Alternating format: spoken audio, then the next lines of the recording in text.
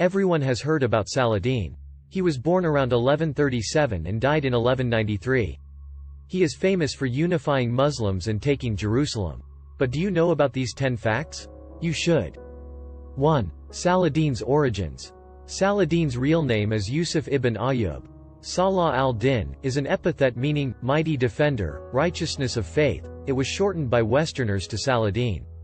Saladin was born in Tikrit, in present-day Iraq, to a Kurdish family. His birth was the same night his family had to leave Tikrit. 2. He received a broad education. Saladin grew up in Damascus, where he became well-versed in every academic field of his time, such as arithmetic and law. His own interests also made him knowledgeable in history, and he also knew the bloodlines of Arabian horses. He spoke Kurdish and Arabic and knew Turkish and Persian. He held a particular passion for the Quran and the sciences of religion and made these areas of study his primary focus. He was more interested in religious studies than in the military. 3. Saladin joined the military when he was 14. Saladin began his military career around the age of 14 when he went to work for his uncle Shirkuh, who was a high-ranking officer in the army of Nur al-Din. 4. He became an emir. In 1169, Shirkuh and Saladin took their army to Egypt to help fight off the Crusaders from Europe. When Shirkuh died, Saladin took control of the army and soon became the Emir of Egypt. 5. Saladin gained power and united Islamic factions. For 5 years, he was governing in the name of Nur al-Din. When this one died in 1174, Saladin launched a campaign to take control of the lands of his former master. He took his army to Damascus and claimed Nur al-Din's position. He then spent 12 years fighting to unite the region, and by 1186, Saladin was in control of the Muslim Empire. 6. He faced the assassins and turned them into allies. Around 1175, Saladin faced a major threat from the assassins led by Rashid ad-Din Sinan. It is said that while he was besieging one of the assassins' fortresses, he woke up during the night to see hot scones next to his bed, with a note pinned by a poisoned dagger. The note threatened that he would be killed if he did not withdraw from his assault.